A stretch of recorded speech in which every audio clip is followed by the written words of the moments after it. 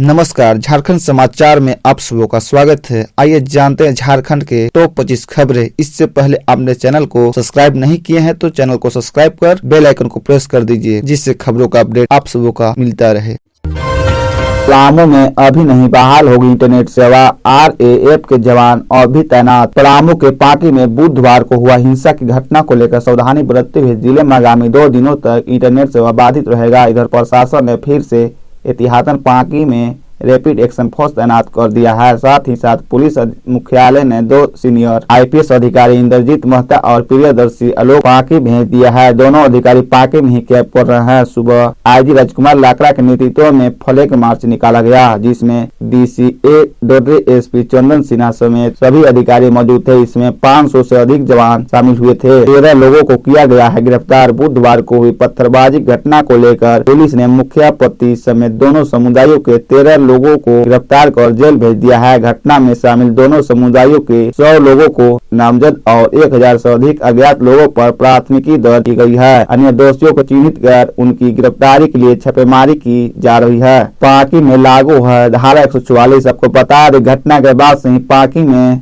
धारा 144 लागू है। लोगों को बेवजह घर से निकलने और कहीं भी 4 से अधिक लोगों के एक साथ जमा होने पर पाबंदी लगा दी गई है। वही सरकार के निर्देश पर बड़ी संख्या में पुलिस बल की तैनात से पूरी पांकी छावनी में तब्दील हो चुका है। जिले में नेट सेवा बंद होने से ठप रहा कामकाज। 2 समुदायों में झड़प के तत्काल बाद सरकार के आदेश पर पलामू जिले में बुधवार शाम से ही अगले 24 घंटे के लिए इंटरनेट सेवा बंद कर दी गई थी। गुरुवार को इसका व्यापक असर दिखाई दिया। डिजिटल सेवा से पूरी तरह बाधित होने से करोड़ों का कारोबार प्रभावित हुआ।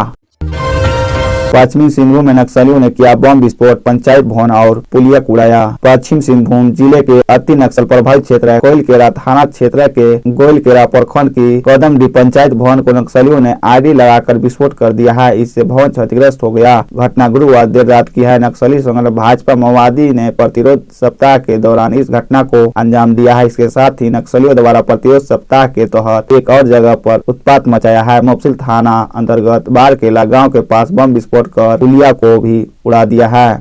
घटना के बाद शुक्रवार सुबह कोयडा कैंप के CRPF के साथ गोइलकेरा व सोनवा थाना के काफी संख्या में पुलिस बल घटना स्थल की ओर रवाना हो गए। नक्सलियों के घटना स्थल पर पर्चे भी फेंके हैं। बता दें कि 1 महीने से पुलिस नक्सलियों के खिलाफ सर्च अभियान चल रही है, जिसमें पुलिस को काफी सफलता भी मिली है। वही पुलिस ने कई आईडी बम भी बरामद किया है। कई बार पुलिस एवं नक्सलियों के बीच भिड़ंत भी हो चुकी है। ईट मुठभेड़ में पुलिस को भी नुकसान हो चुका है। गुरुवार को नक्सली इस घटना को अंजाम देकर पुलिस को खुली चेतावनी दी है। इस घटना से ग्रामीण में खौफ की लहर है।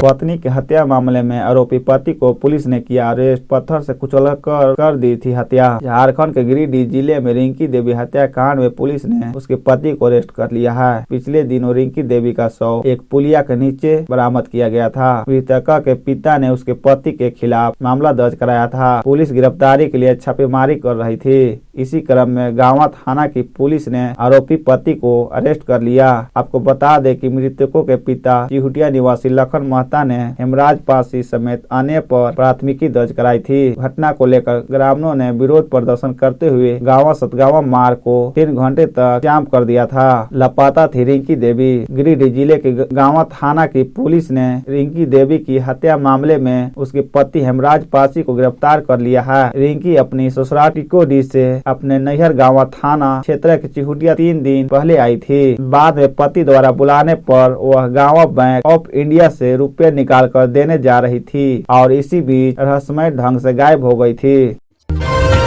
25 दिनों के बाद आज से काम पर लौटेगी झारखंड की 42,000 सोहिया। स्वास्थ्य विभाग के आश्वासन पर मानी। झारखंड के कुल 42,000 सहियों की 25 दिनों से चल रही हड़ताल स्वास्थ्य विभाग के आश्वासन के बाद गुरुवार को टूट गई। स्वास्थ्य विभाग के संयुक्त सचिव आलोक त्रिवेदी से संघ का प्रतिबंधक गुरुवार को मिला। विभाग की ओर से बताया गया कि संघ की मांगों पर विभाग सहानुभूति पूर्वक विचार करेगा। वही प्रोत्साहन राशि बढ़ाने जाने के लिए मंत्री द्वारा केंद्र सरकार से अनुरोध किया गया है। साथ ही कोविड प्रोत्साहन राशि अविलंब देने के लिए सभी जिला को निर्देश दिया जाएगा, जबकि शेष मांगों पर भी विचार किया जाएगा। मोरहाबादी मैदान में किया प्रदर्शन। इसके पूर्व गुरुवार को अपनी मांगों को लेकर रांची सहिया पूरे झारखंड की सहियाओं और सहिया साथी ने गुरुवार को मोरहाबादी मैदान में जमकर प्रदर्शन किया। मुख्यमंत्री और स्वास्थ्य मंत्री के आवास पर घेरावा करने हजारों की संख्या में जा रही सहिया जैसे ही मोरहाबादी मैदान से पैदल मार्च करते हुए निकली, उन्हें प्रशासन द्वारा मोरहाबादी स्थित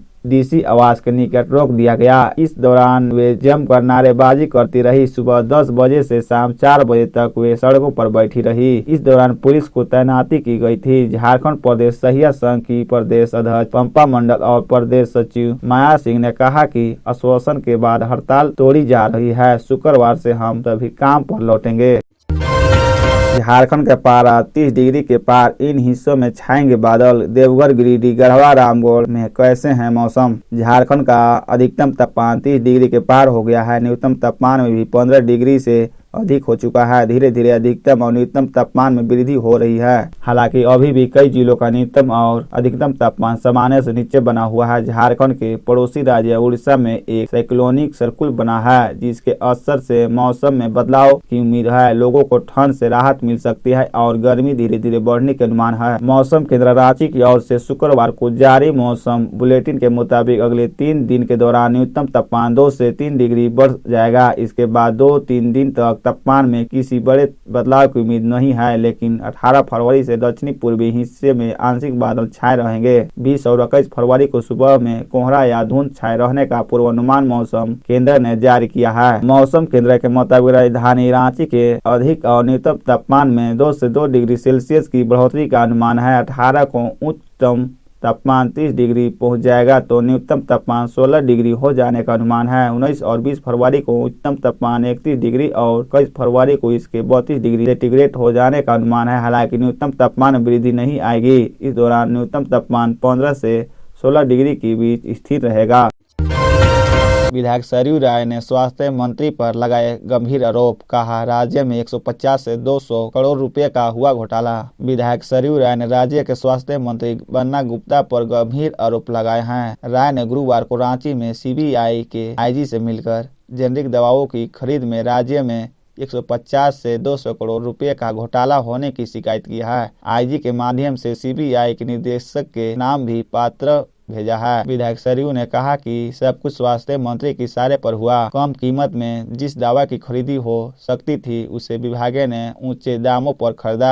नियम को ताक पर रखकर घोटाले किए गए। विधायक ने सीबीआई आईजी को बताया कि 2020 की शुरुआत में स्वास्थ्य विभाग ने दवाओं की थोक खरीद के लिए खुला टेंडर निकाला था। न्यूनतम दर वाले आपूर्तिकर्ता को एग्रीमेंट कर निर्धारित दर पर दवा आपूर्ति कराने को भी कहा गया। इस बीच भारत सरकार की दवा निर्माता कंपनियों ने स्वास्थ्य मंत्री को प्रभावित किया कि दवा उनसे खरीदा जाए। मंत्री ने टेंडर से निर्धारित न्यूनतम दर पर दवा की खरीद नहीं कराकर विभाग में एक स्लेब तैयार कराया कि भारत सरकार की 5 दवा निर्मित कंपनियों से उनके द्वारा निर्धारित दर पर दवा खरीदी जाए।